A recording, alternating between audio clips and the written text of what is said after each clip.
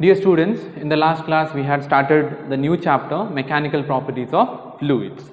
So there we had seen some basic idea about the fluids, and we also came to know about the pressure.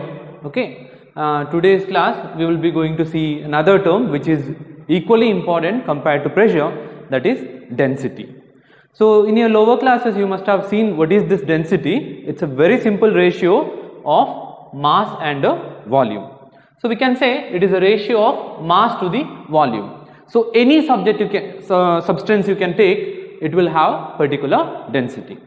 So if you take water has got particular density. Okay. Similarly, if you add salt to that, then the salt water will have different density. Okay. So every substance will have density. If you take solid, it also has got density.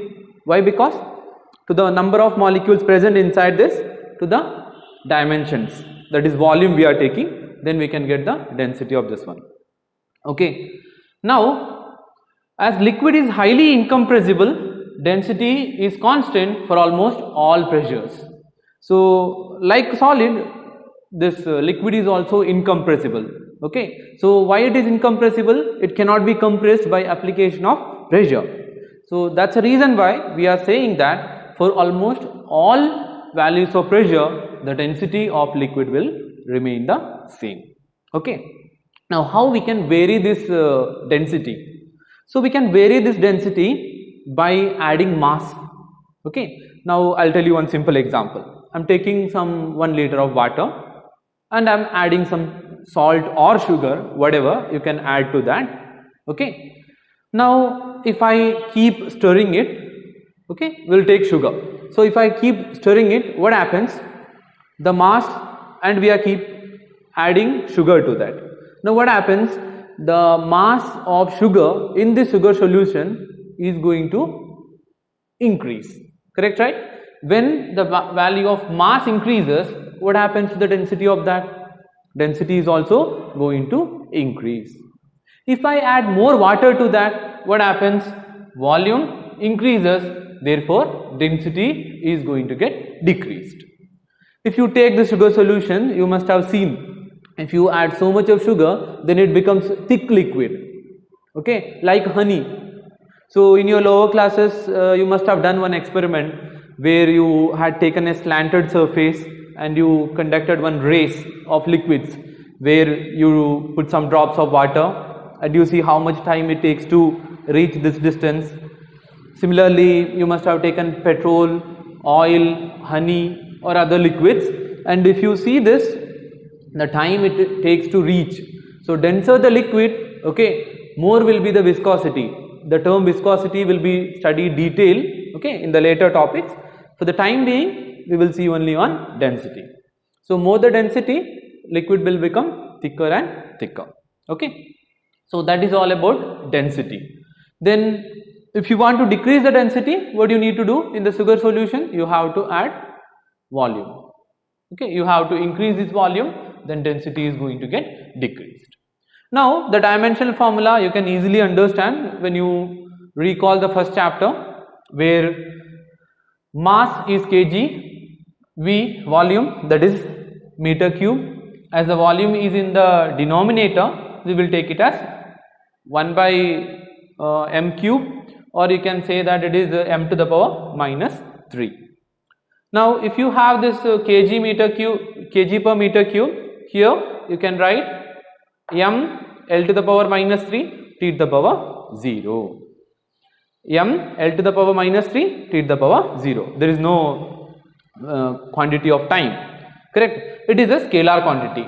So what is a scalar quantity? In the last class also I have told you, the quantity which depends only on the magnitude, not on the direction. So if you take a substance anywhere, its density is going to remain the same. If you take some water to the moon, then also the value is going to remain the same. It depends only on the mass and the volume. Okay. The next term which we need to learn here is a relative density.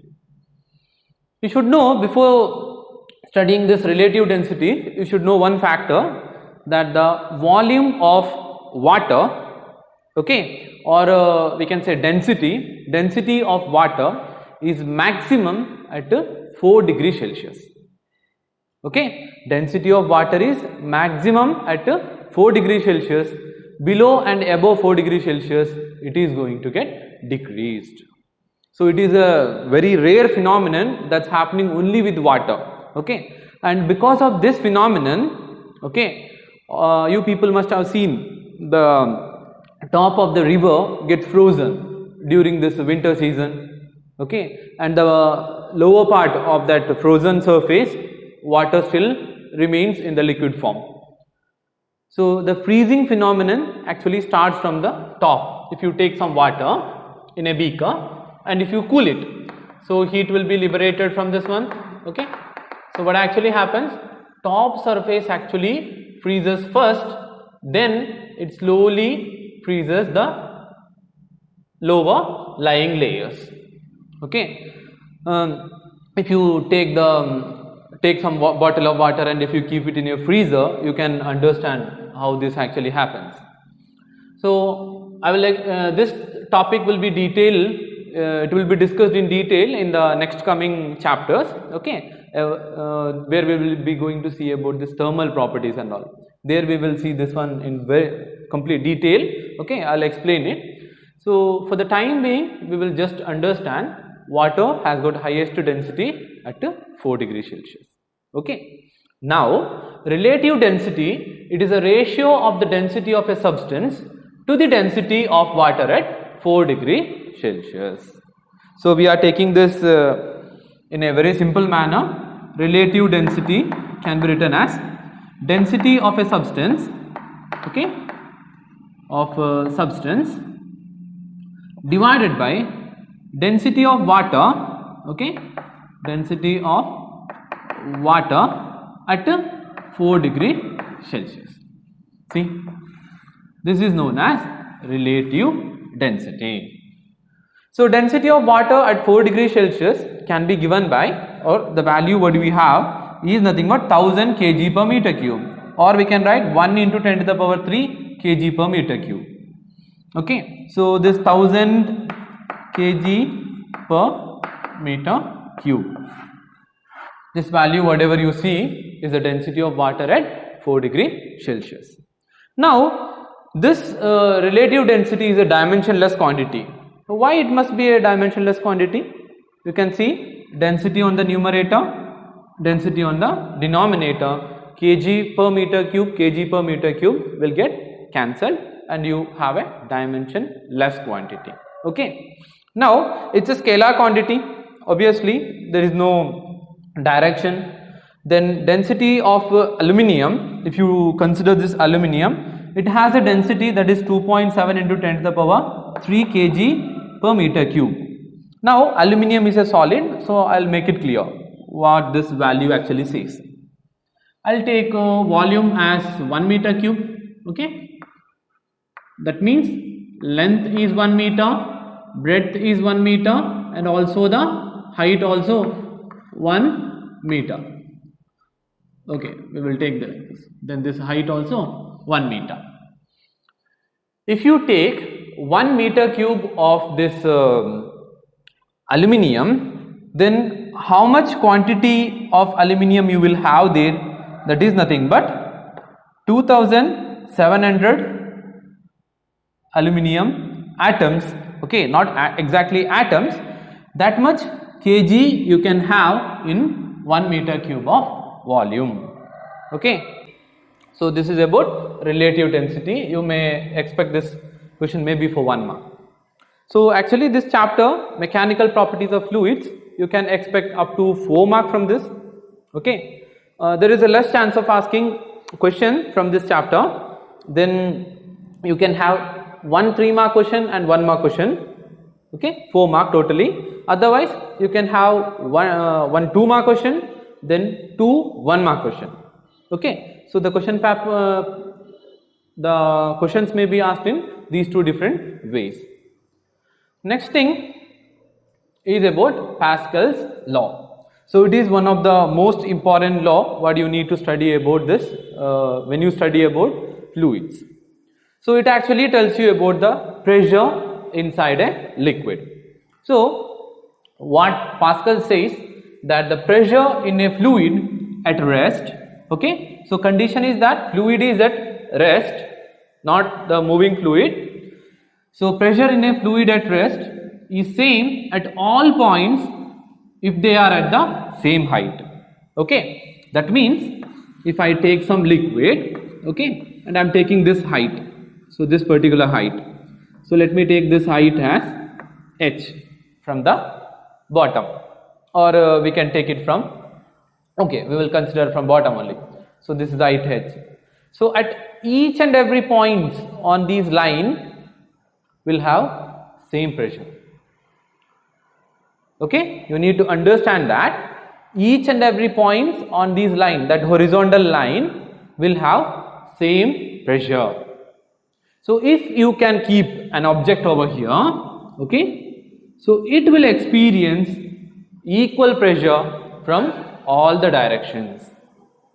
So we have a diagram over here. This is actually an imaginary idea of having an object which looks like a prism. Okay, so this actually in principle it is very small, but for the clarity of understanding we have taken it as a bigger image, and you can see here it's a three-dimensional structure. So it has got different sides. So I'll tell you one by one. So this is ADFC, okay, one side, then BEFC, one more side, then ADEB. So the force getting acted on these faces, okay, the three faces what I mentioned are like FA over here, okay, and we will take the area of this FA surface, okay. So I'll take it as AA, area of this face, where the force getting acted will be taken as FA, and if I take this surface, that is ADFC, I'll take the area as AB, okay, subscript B. That force getting acted on that will be FB. On this surface ADEB, I'll take it as AC. This is the areas, okay. Then what is the force getting acted on this one? That is nothing but FC. Okay. Now we need to prove that the pressure acting on all these faces are same. Why? Because I had told you that, or we know that pressure is a scalar quantity. It doesn't depend on direction. Now how we need to prove this? We have to prove that pressure getting acted upon all the sides is same. Okay, we will prove this using small equation. Let's consider two angles over here. Let me take this as theta, and this is also theta. If you want, you can mention it as theta 1 or theta 2. Now what we will do is we will consider sine angles. Now you can see the diagram. From there we will write sine theta on the first face. Sine theta on the first face. What we can write from there? See there, sine theta is nothing but opposite by hypotenuse, right? Correct? Opposite by hypotenuse. Then we can take sine theta, that is equal to FC divided by, what is hypotenuse part? It is nothing but FB. So FC divided by FB. Now I can write this as like FC, that is equal to FB sine theta. So this is for one part. Now next one, if you take one more angle, there which angle you can take? We will take cos theta. Okay. Now cos theta, that is equal to, same angle we will take. Cos theta is nothing but adjacent by hypotenuse. So I can write FA divided by FB. So which implies FB is equal to, okay, or sorry, FA is equal to, what is FA? FB cos theta. Similarly, we will consider area. So I can write sine theta, that is equal to same angle, if you take, you can write that FC part, what is the area of that? We'll take it as AC divided by AB. Then what I can write? I can write AC is equal to what? AB sin theta. Okay. Similarly, other side, the other one, what do you get? You can write cos theta, that is equal to AA divided by AB. So AA, that is equal to AB cos theta. Now we will divide these equations. So if you want to find out pressure, what is the equation of pressure actually? Pressure is nothing but force by area. We know this one, right? Okay. Now we will divide these equations. So first what I'll do is, I'll take this as a 1, this is 2, this is 3, this is 4. Now 1 divided by 3. What do you get there? See, FC divided by AC, okay, that is equal to FB divided by AB, okay. Here sin theta, okay, then here also sin theta. So what do you get? The sin theta will get cancelled, and what do you get here? FC divided by AC, that is equal to FB divided by AB. Okay, you got this one? FC divided by AC, that is equal to FB divided by AB. Now similarly, the next two sets, it is 2 divided by 4. So FA divided by AA, that is nothing but FB divided by AB, and here cos theta, here also cos theta. Now these two terms also gets cancelled. Now what you are remained with? FA divided by AA, that is equal to FB divided by AB. So comparing these two, do you find something similar? See, FB divided by AB, that is equal to FC divided by AC, and it is also equal to FA divided by AA. Now how can I write this one? FC divided by AC, let me write it as PC, that is equal to, this can be written as PB, and the one can be written as PA. Now what does this mean? You can understand that pressure from all the directions, that is from B side or A side or C side, it remains the same. So pressure is equal from all the direction, that means pressure is a scalar quantity. Okay, pressure is a scalar quantity. So you can understand from this idea that the pressure or the force acting on any object doesn't depend on the orientation of the area, it is always acting normal to the area. If I take this one, okay, into the water at the same depth or the same height from the bottom, the force whatever acting on this will be always normal, and if I orient it any direction, the force getting acted upon this will be always normal to the surface or the normal to the area, and it doesn't depend on the orientation. Okay. Dear students, in the Pascal's law, what is important, it may be asked for 2 marks. Okay, so there you can just remember the statement, and you can just have an idea that pressure acting from all the direction will remain the same. Okay, so it only depends on it depends only at the height. Okay, if the object is at the same height, then pressure acting on it will be same. But if you change the height, what actually happens? Pressure is going to get changed. So if you go into the depth, pressure gets increased, and if you go to the top, pressure gets decreased. So I'll give you a small idea here. So let's take this as the sea level.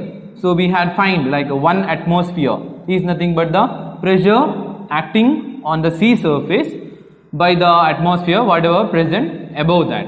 Okay, that is nothing but 1 atmosphere whatever we take, right? Then if you go into the depth, you know that pressure is going to get increased. Why pressure increases?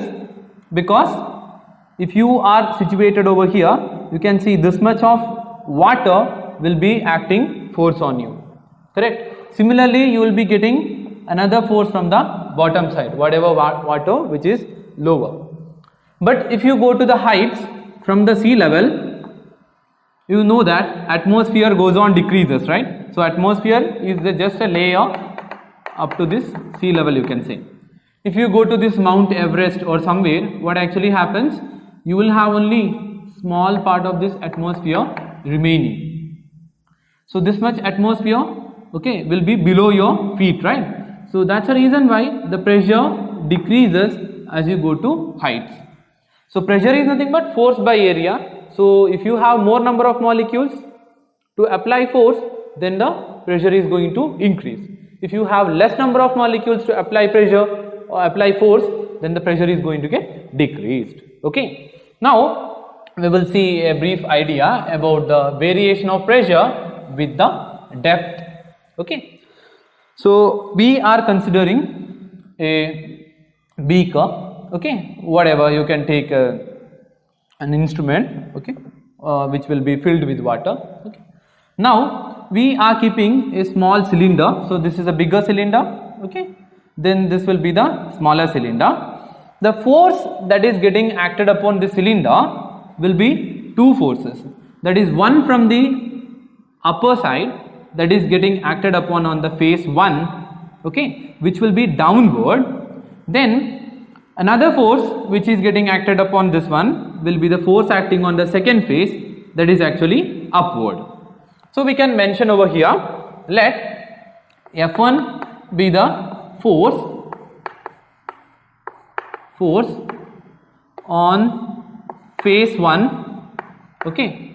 So F1 be the force acting upon the face 1. Similarly, I'll take another force, F2 be the force on face 2, okay. I have taken F2 be the force acting on upper side. So the distance between this top surface and the bottom surface is taken as h, okay. Distance between this top surface and bottom surface is taken as h. Now I can write this F1 that is equal to P1 into A, because it has got same area, correct, right? So this side is area is same, this side also same. I can write F1 is equal to P1, that is the pressure over here, multiplied by area. Then I can take F2 that is equal to P2A, okay. I can take F2 as P2A, F1 as P1A. Now what is remaining over here? It is weight, correct, right? Or you can say weight mg, okay, will be acting downward. That is nothing but the weight of the cylinder that is acting downward. Now how does this weight gets balanced? It gets balanced because of the pressure acting upward. Now we can write this pressure difference, okay, that is P1A minus P2A, that is equal to m into g, correct? Why? Because whatever pressure difference, force acting downward and upward will be balanced by this weight of the cylinder. So we can write P1, or we will write like this, okay, P2A minus P1A, that is equal to mg. Now I can take this A term as a common one, so I'll write P2 minus P1 into A, that is equal to mg, okay. P2 minus P1 into A, that is equal to mg. Now what I can do here is I can write mass as, okay, so mass can be written as density into volume. So just in the today's class itself I told you density is nothing but mass by volume. So mass can be written as density into volume, correct? Then we can also write this volume as area into height, correct? So I'll write rho into area into height, that will be nothing but volume. So you know, right, meter cube. Area is meter square, h is meter.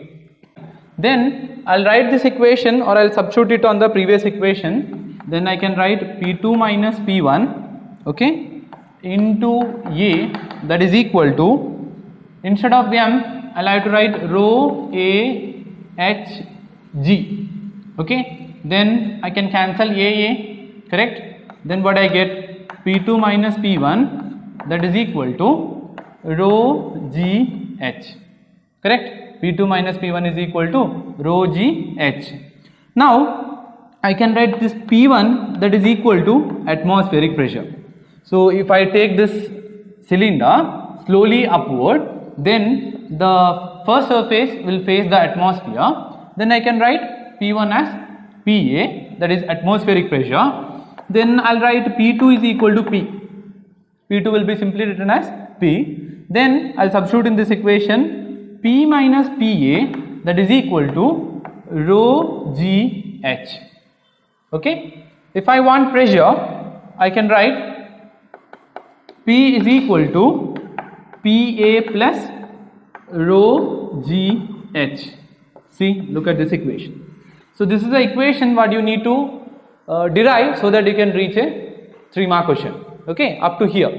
Now this equation clearly tells you, if you go to a depth of h, okay, if you go to a depth h, you will have a term rho Gh along with the atmospheric pressure. So it tells you, if you go to particular depth, okay, you will have to experience more pressure due to the volume of, due to the presence of liquid which is present over there, okay. So pressure increases with the depth. And if you check for a term of area over here, you don't see any term of area. And if you take this small value, a small beaker and a bucket or whatever, if you take the depth, okay, from the atmosphere, same, the pressure experienced will be the same irrespective of the area, okay. So the pressure whatever experienced over here will be the same, and it will here also it will be the same. So height actually h will take, both the height are h, okay. Then pressure experienced at both these points will be the same irrespective of the area of the container. That means if you go to a 1 meter depth in a small pond, or if you go to 1 meter depth in a sea, you will experience the same, okay. If you consider that both the pond and sea are having same liquid. So if you are considering the salt water, maybe there is a small change in the density. If it is the same liquid, then the pressure experienced will be same. It does not depend on area, okay. I can give you a small demonstration to tell you that how this pressure doesn't depend on area, it depends only on depth. So that is known to be hydrostatic paradox, where we take different shapes of a container, and you can see here it is completely filled with water, and if you see here all these containers will be filled to the same level irrespective of their area. See, you see here it's a small area, it is larger over here, it is still smaller compared to this one, but everywhere water will be filled to the same area. If you apply some pressure external over here, this pressure will be distributed equally in all these things. That is our Pascal's law, correct, right? If you slightly change the pressure, it will be distributed equally on all these area. So pressure doesn't depend on area, it depends only on depth. So this is known to be hydrostatic paradox. Now here, what is this actually? P minus PA. So this is known to be the gauge pressure. Okay, this is known to be gauge pressure. So that is a difference in pressure at a depth minus atmospheric pressure. It is known as gauge pressure. So you might get an answer like a question for gauge pressure, 1 mark question you can expect. Otherwise, this variation of pressure with the depth will be asked for 3 marks. You don't need to explain much, but equation should be properly derived. And if you are asked what is this hydrostatic paradox? Hydrostatic paradox, you can say that irrespective of area, water will be filled to the same height. Okay.